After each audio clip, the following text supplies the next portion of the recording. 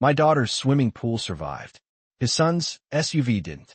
By the time I stepped onto my front lawn that Friday night, the airbags had already deployed, the engine was hissing steam into the cool Colorado air, and the silver SUV sat folded around what looked like nothing more than a decorative stone garden pillar surrounded by flowers. My 9-year-old daughter, Emily, stood safely behind me in her pajamas, clutching my arm while Raymond Taylor screamed that I had deliberately destroyed his son's vehicle. The responding sheriff looked from the wrecked SUV to my untouched swimming pool sitting peacefully behind the landscaping barrier and asked one simple question that changed everything. "Sir, why was this vehicle driving 38 miles per hour through a private backyard?" That single question eventually cost Raymond his position as HOA president, forced his family to pay me over $32,000, and finally ended 6 weeks of harassment that nearly got my daughter killed. But to understand why I built those decorative garden bollards, we have to go back to the beginning. My name is Daniel Cooper. I'm 42 years old, a structural engineer living in Highlands Ranch, Colorado. My career revolves around calculations, safety margins, and solving problems before they become disasters. Steel doesn't care about emotions. Concrete doesn't respond to threats. Physics treats everyone equally, whether they're wealthy, powerful, or just an ordinary homeowner like me. Those principles shaped the way I approached every challenge in life, especially the one that unfolded during the summer my daughter, Emily, turned 9. Ever since my divorce 4 years earlier, Emily had become the center of my world. Every decision I made revolved around giving her the happiest childhood I possibly could. She loved summer more than anything because it meant long afternoons outside with friends, sprinklers running across the lawn, and endless games in the backyard. Early that June, she asked if we could buy an inflatable swimming pool. It wasn't an expensive request, just a simple 12 by 8 foot family pool that cost around $300, but the excitement on her face made it feel priceless. Before setting it up, I did exactly what any structural engineer would do. I pulled out the certified property survey from when I purchased my home in 2018. I reviewed the HOA regulations, checked every setback requirement, measured the property line twice, and selected a location 18 inches inside my legal boundary. The placement complied with every county regulation and every HOA rule.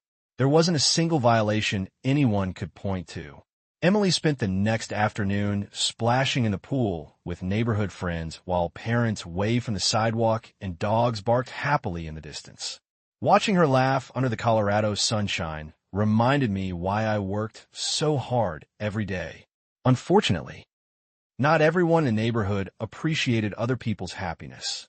Raymond Taylor, the HOA president and a successful real estate developer, had spent years behaving as though community rules applied only to everyone else. He loved enforcing regulations against neighbors while quietly ignoring problems involving his own family.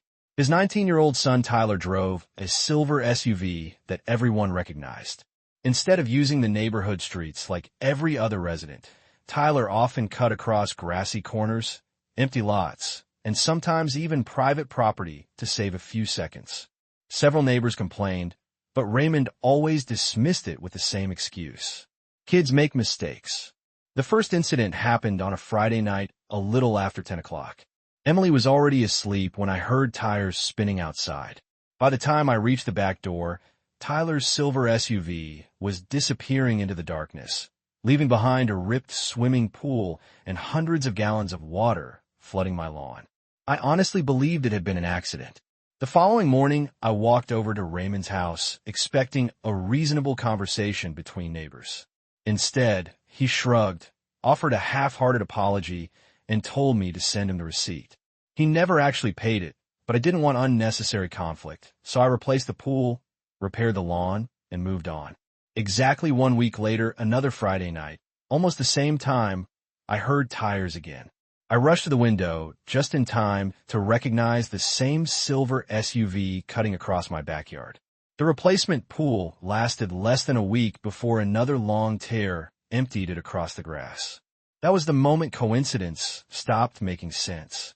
After cleaning up the mess, I walked outside with a flashlight and carefully examined the tire tracks. They crossed my yard at precisely the same angle as the previous week, entering from one corner, clipping the pool, and exiting through the neighboring lot. Whoever drove that route knew exactly where they were going. Even so, I bought another pool because Emily deserved her summer. Then came the third incident. Same Friday, same time, same silver SUV, same path across my property. This time I photographed every tire mark, measured the spacing, documented the damage, saved every receipt, and filed an official sheriff's report. The deputy explained that without clear evidence identifying the driver, there wasn't much they could do beyond documenting the complaint. I understood completely. Evidence mattered more than accusations. So I began collecting evidence instead of arguing. 2 weeks later, the fourth incident occurred. Beforehand, I had secretly placed small reference markers near the edge of my lawn. When I measured the tracks afterward, they matched almost perfectly with every previous incident. Nobody accidentally drove through the exact same private backyard 4 separate times using the exact same line. By then, I had spent $1,850 replacing swimming pools, reseeding grass, and repairing landscaping. The financial loss frustrated me, but Emily's reaction hurt even more. Every Friday evening, she asked quietly, "Dad, do you think my pool will still be here tomorrow?" No child should ever have to ask that question. I confronted Raymond again, this time carrying photographs, receipts, measurements, and copies of every sheriff's report. He barely looked at the documents before laughing. "Maybe you should move the pool farther away from the property line." I reminded him the pool was legally inside my property and that the real problem was his son driving across private land. Raymond smiled and replied, "Then maybe you should make it harder to hit." I walked away because I realized no conversation would ever change a man who believed accountability only existed for other people. 1 week later came the fifth incident. That Friday had been unusually hot, so Emily and 2 friends spent most of the evening swimming until sunset. After dinner, they went inside to watch a movie. Barely 20 minutes later, I heard the familiar roar of an engine, followed by the violent sound of tearing vinyl. I ran outside to find another destroyed pool and another set of fresh tire tracks cutting across my backyard. This time I didn't look at the damaged pool first. I looked at the empty space where my daughter had been playing less than half an hour earlier. In that moment, everything changed. This was no longer about replacing plastic pools or repairing patches of grass. It was about the possibility that next Friday my daughter might still be standing there when Tyler decided to use my backyard as his personal shortcut again. Standing in the soaked grass beneath my porch light, surrounded by another collapsed pool and another trail of tire marks, I made a promise to myself. I wasn't going to keep replacing swimming pools. I was going to solve the problem the way an engineer solves every dangerous design flaw with measurements, evidence, and a permanent solution. The morning after the fifth incident, I called my office and took the day off for the first time in almost a year. My coworkers assumed I was dealing with another insurance claim, but this time I wasn't interested in replacing damaged property. I wanted to eliminate the possibility of another child ever being placed in danger because one entitled teenager thought private property was his personal shortcut. Before making a single decision, I spread every piece of evidence across my dining room table. 5 repair invoices, 5 sets of photographs, 5 sheriff's reports, dozens of measurements showing identical tire paths through my backyard. Then I retrieved the certified land survey for my home purchase in 2018 and compared every measurement with fresh laser readings taken that morning. Everything matched perfectly. The swimming pool had always been positioned 18 inches inside my property line. There had never been any encroachment, easement violation, or HOA infraction. Legally and ethically, I had done absolutely nothing wrong. The only recurring violation was someone repeatedly driving a 2-ton SUV across private residential property. Instead of confronting Raymond again, I decided to let documentation speak louder than arguments. I hired a licensed surveyor to verify my existing boundary markers and produce an updated report. When he finished, he smiled and said, "If anyone claims that pool was too close to the line, they're going to lose that argument in about 30 seconds. That was exactly what I wanted to hear. Next, I contacted my attorney. Rather than asking how to sue Raymond, I asked a much more important question.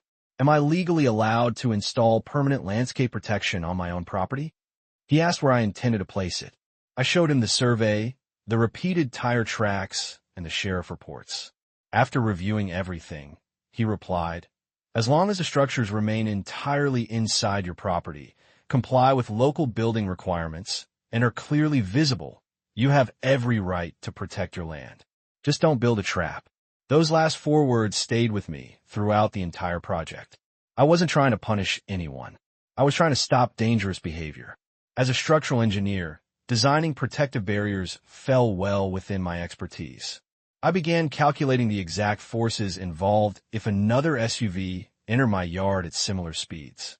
Based on the tire marks and stopping distance from previous incidents, I estimated Tyler had been traveling between 35 and 40 miles per hour every Friday night, despite the neighborhood speed limit being only 15. That wasn't careless driving anymore. It was reckless. I designed 4 reinforced concrete bollards connected to deep foundations below the frost line. Each one contained heavy steel reinforcement and weighed just over 1,000 pounds once completed, giving the entire system a combined mass of approximately 4,100 pounds. To anyone walking by, however, they wouldn't look like security barriers. I wrapped each bollard in decorative natural stone veneer, surrounded them with flower beds, ornamental grasses, and low shrubs, transforming them into what appeared to be an attractive landscaping feature bordering the backyard. Every edge remained visible in daylight. Every measurement stayed entirely within my property, and every permit required by the county was properly obtained before construction began. If someone entered my yard legally on foot, the garden looked beautiful. If someone illegally drove through it at high speed, physics would decide the outcome. Since previous sheriff reports hadn't identified the driver with certainty, I upgraded my evidence collection as well. I invested $3,600 installing 4 high-resolution security cameras covering every angle of the property. Each camera recorded continuously in 4K resolution with cloud backup, infrared night vision, synchronized timestamps, and motion trigger alerts sent directly to my phone. Additional motion sensors activated floodlights whenever a vehicle entered the backyard after dark.